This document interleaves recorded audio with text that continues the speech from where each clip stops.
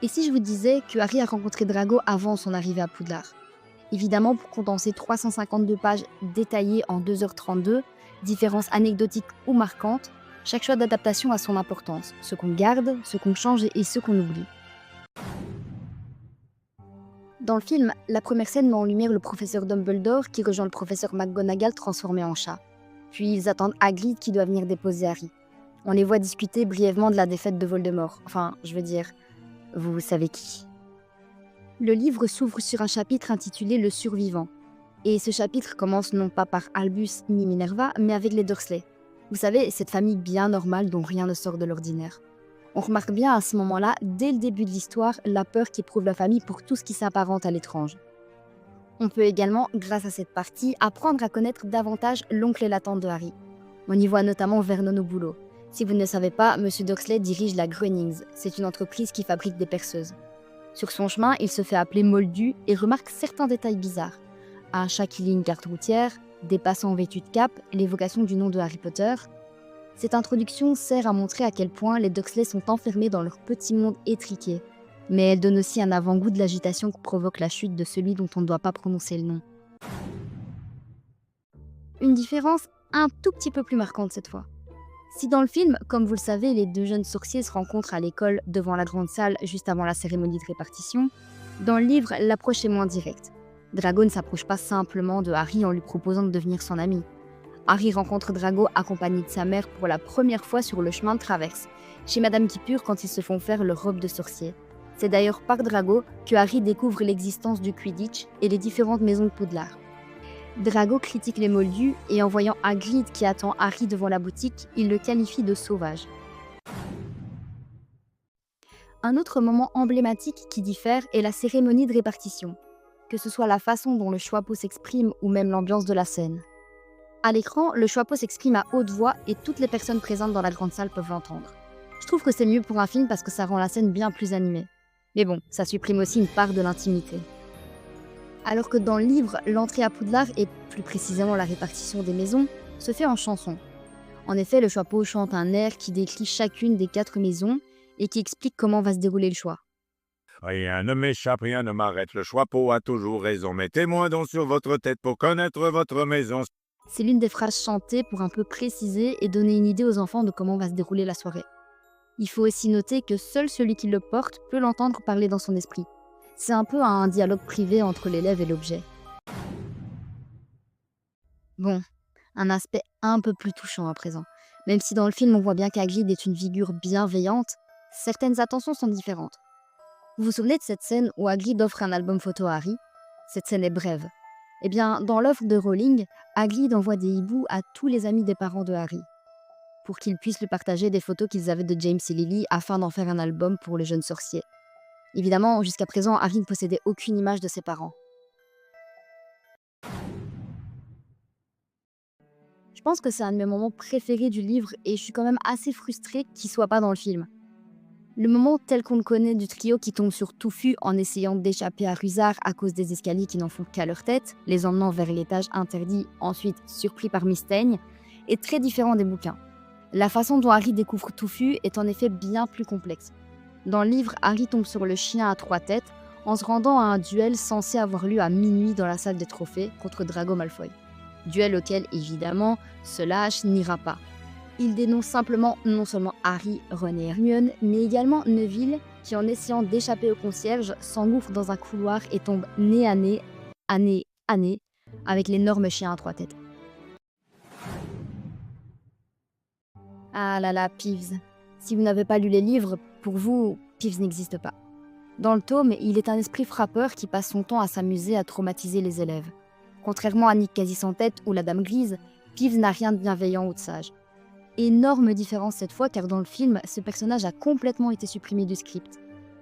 Et fait très dommage, sachant que l'acteur Rick Mayall avait tourné des scènes et enregistré sa voix pour ce personnage. Scènes qui ont été coupées pour raccourcir le film jugé beaucoup trop long.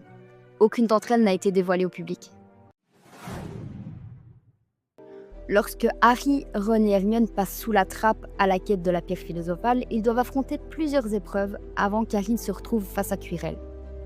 Si dans les deux versions, le trio doit passer plusieurs épreuves pour atteindre la pierre, elles sont différentes et pour certaines même absentes. Dans le film, le filet du diable, mis en place par le professeur Chourave, les clés volantes par le professeur Flitwick, même si, à mon avis, Bibine a sûrement choisi le balai, et l'échiquier géant par McGonagall.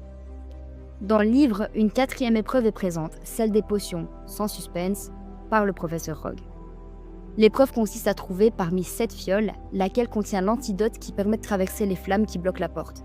Les 6 autres sont remplies soit de vin d'ortie, soit de poison mortel. C'est Hermione cette fois qui résout l'énigme. Dans le film, elle résout celle du filet du diable. Heureusement, car sans ça, on lui aurait volé sa gloire.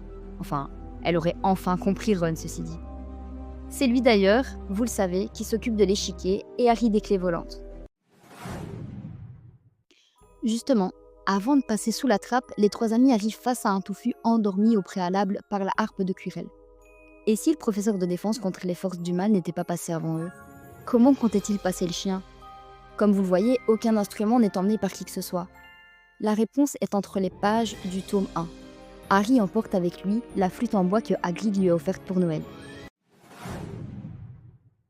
Encore une fois, un point qui pour moi est important et qui a été supprimé des films. Très dommage d'ailleurs parce qu'on ne sait pas du tout ce qui se passe après, mais dans le film, les 3 amis découvrent que Hagrid garde secrètement un œuf de dragon. L'œuf finit par éclore, mais le garde-chasse doit s'en séparer avant qu'il ne devienne trop grand. Dumbledore décide de l'envoyer à Charlie, le frère de Ron, qui étudie les dragons en Roumanie. Et c'est tout. Dans le roman, l'intrigue est bien plus longue et difficile.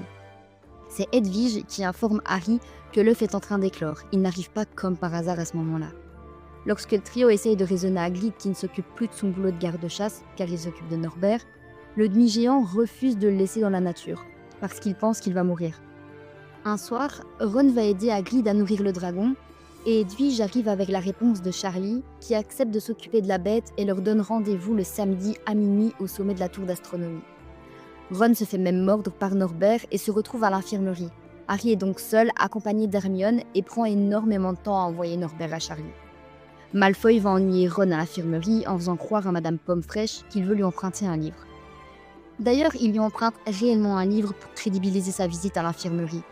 Malheureusement, le hasard faisant cette fois mal les choses, Drago prend sans le vouloir à ce moment-là le livre dans lequel se trouve la lettre de Charlie. Il la découvre et essaye donc de les retrouver et de les suivre lors de leur quête, pour leur attirer évidemment des ennuis. Mais durant celle-ci, Harry et Hermione sont sous la cape d'invisibilité. Ils voient donc Drago se faire punir par McGonagall car il se promène à minuit. Et ouais. Après, la suite, vous vous en doutez, comme on peut l'imaginer dans le film, ils arrivent au point de rendez-vous, l'échange se fait. Il y a quelques différences dont je voulais également parler, mais je les ai mises en bonus car elles me paraissent déjà toutes très connues. La couleur des yeux de Harry est différente des livres au film. Daniel, étant allergique aux lentilles de contact, n'a pas pu les garder très longtemps, et n'a d'ailleurs tourné qu'une seule scène avec. Dans le livre, Harry a donc, vous connaissez la phrase par cœur, les yeux de sa mère. Vous avez les yeux de votre mère. J'ai les yeux de ma mère. Vous avez Les yeux de ma mère, oui. Tu as les yeux de ta mère. Mais à l'écran, l'actrice qui joue Lily a les yeux bleus, comme Daniel. Donc finalement, le hasard fait bien les choses. Si seulement l'actrice qui incarne Lily jeune n'avait pas les yeux marrons. Vous devez aussi avoir entendu cette anecdote maintes et maintes fois. Mais dans le livre, Hermione a des dents très longues qui lui sont raccourcies par Madame Pomme-Fraîche à l'infirmerie suite à un sort qu'elle reçoit, qui agrandit davantage ses dents. Elle fait alors croire à l'infirmière que ses dents étaient bien plus courtes qu'à l'origine. Et se retrouve donc finalement avec une dentition normale pour le reste de la saga. Et de sa vie du coup. Dans le film, cette anecdote n'apparaît pas. Emma Watson avait pourtant tourné une scène durant laquelle elle portait un dentier afin de lui agrandir les dents de devant, mais l'actrice ne s'exprimait plus aussi bien en portant ses fausses dents. Donc, comme pour Daniel avec ses lentilles, Emma porte dans une des scènes gardées au montage de fausses dents que vous pouvez apercevoir ici. Harry reste dans le placard sous l'escalier tout au long du film, alors que dans le livre, il est déplacé dans la seconde chambre de Dursley. Ce, juste après que les Dursley aient remarqué que sur sa lettre, il est indiqué dans le placard sous l'escalier. Bande de trouillards. Dans le livre, le centaure que rencontre Harry dans la forêt interdite et qui deviendra notamment professeur de divination plus tard, ne ressemble pas du tout à celui que nous connaissons des films.